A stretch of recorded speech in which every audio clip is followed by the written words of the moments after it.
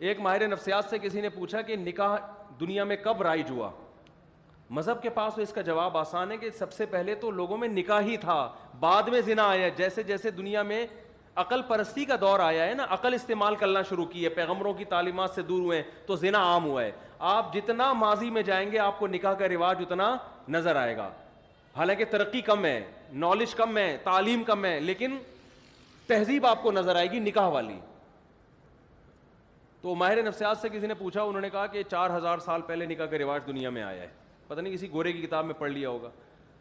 اصولی بات ہے کہ 4000 سال پہلے کیا ساری دنیا کے لوگ بیٹھ کے گول میں اس کانفرنس کی تھی کہ آج سے ہم اس طرح سے ایگریمنٹ کر کے عورت کے ساتھ زندگی گزاریں گے؟ یہ ممکن نہیں ہے کوئی ایسی، کیونکہ اگر آپ لوگوں کو آزاد چھوڑ دو تو 99% لوگ نکاح سے بچیں گے اور زنا کی طرف بھاگیں گے، وہ 99% لوگ. اس سے پتہ چلتا ہے کہ ان کو کسی ایک طاقت نے اس پر مجبور کیا ہے، اور وہ پیغمبروں کی طاقت تھی جنہوں نے ان کو معجزے دکھا کر اپنی نبوت پر ایمان لا کر ان کو زنا کے بارے میں ڈرایا کہ یہ کس قدر عذاب ہے اس میں. تو جتنا آپ ماضی کی طرف جائیں گے آپ کو مختلف قوموں میں نکاح کا رواج اتنا زیادہ نظر آئے گا، جتنا آپ مستقبل کی طرف جائیں گے یہ رواج آپ کو کم ہوتا ہوا نظر آئے گا.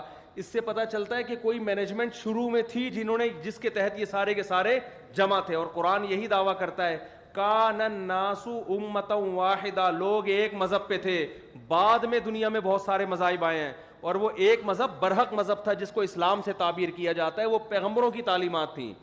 تو انسان کے کو صحیح اور غلط کی تمیز پیغمبروں کے بغیر نہیں مل سکتی، ناممکن ہے. وہ نہا نہیں سکتا، اس کو نہانا پیغمبروں نے سکھایا ہے، وہ لباس پہننا پیغمبروں نے سکھایا، ناخن کاٹنا پیغمبروں نے سکھایا، فطرت پہ قائم رہنا پیغمبروں نے سکھایا. کیا کھانا ہے کیا نہیں کھانا ہے یہ کس نے سکھایا ہے؟